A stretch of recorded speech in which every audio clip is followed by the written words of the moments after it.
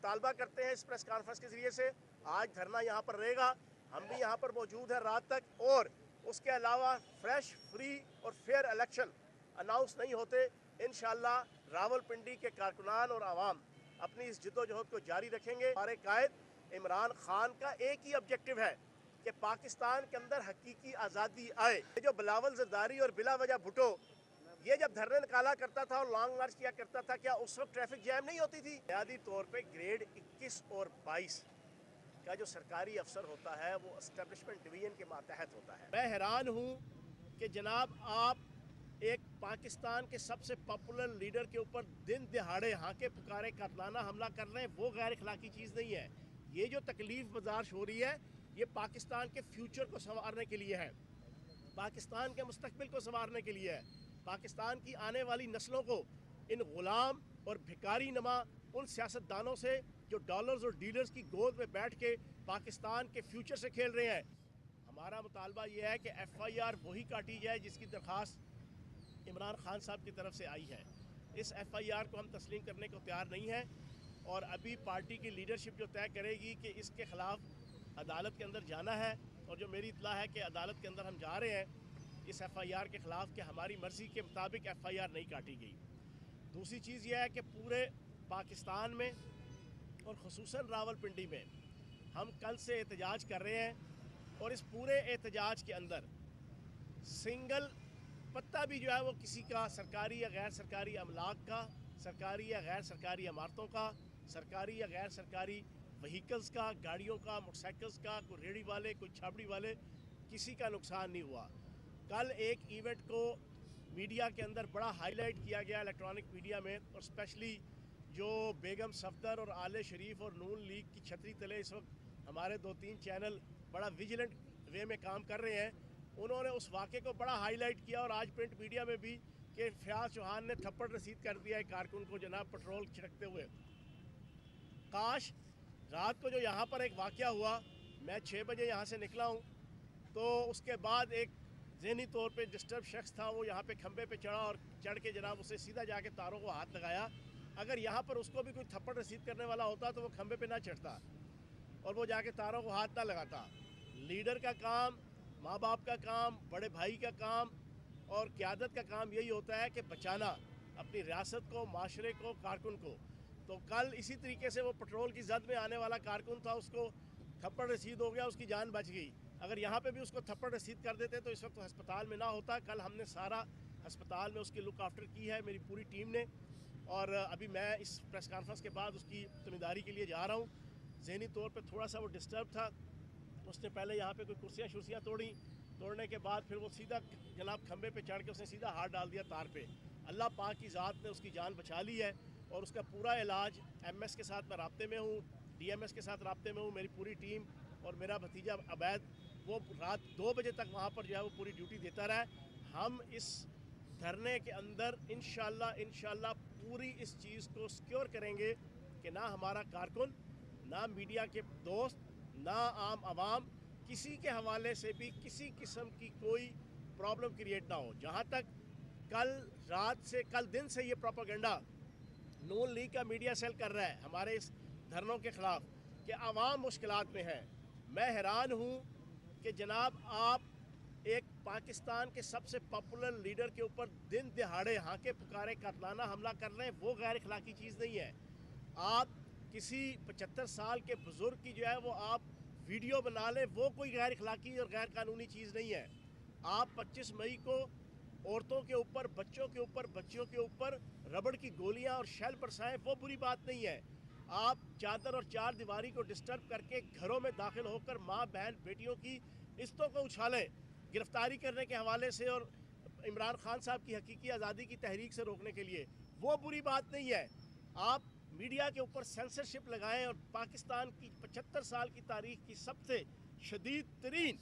سب سے غلیظ ترین، سب سے آمرانہ ترین جو ہے وہ سینسرشپ پچھلے 7 مہینے سے ہے، وہ بری بات نہیں۔ آپ ارشد شریف کو جو ہے وہ شہید کر دیں، وہ بری بات نہیں۔ آپ اس قسم کے 100 بلنڈرز کریں،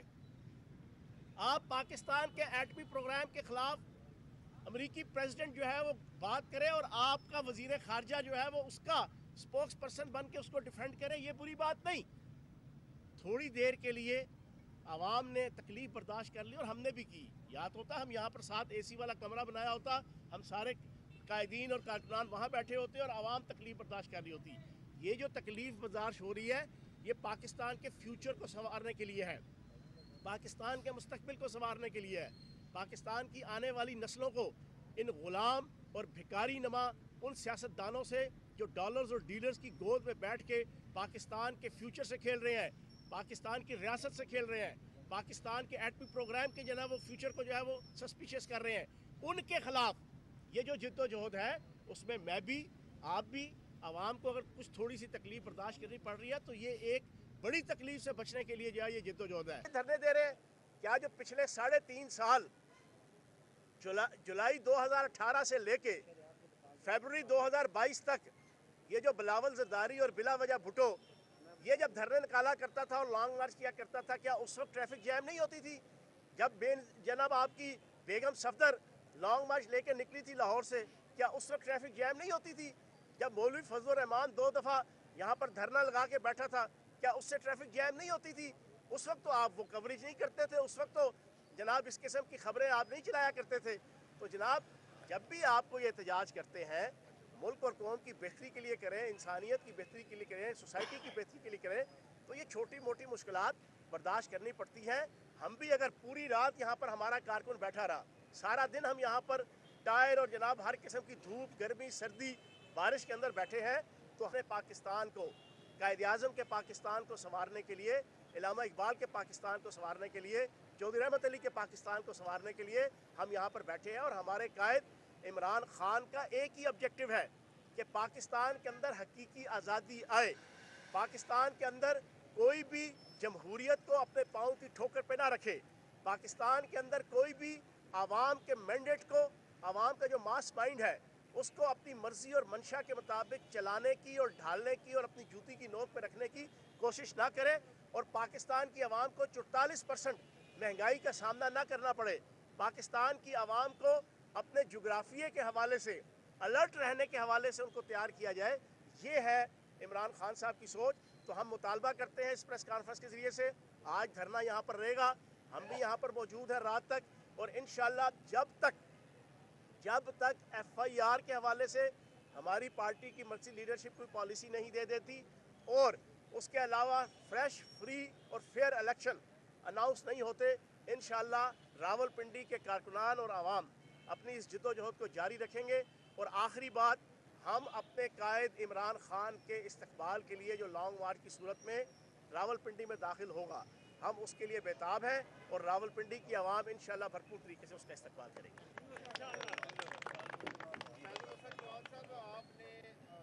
पाकिस्तान तहरीक इंसाफ ने इस्लामाबाद को अंदर दाखिल हुए बगैर ही मजबूर कर दिया है, ये कितने दिन और धरना आप जारी रखेंगे? देखिए, हमारी लीडरशिप की तरफ से 72 घंटों का जो है ना ये एक लाइन ऑफ एक्शन था, जो तकरीबन जो है ना 36 घंटे हो चुके हैं, और इंशाअल्लाह जैसे हमारी लीडरशिप मज़ीद कोई पॉलिसी देगी उसके मुताबिक हम इन चीज़ों को आगे चलाएंगे। जी जनाब।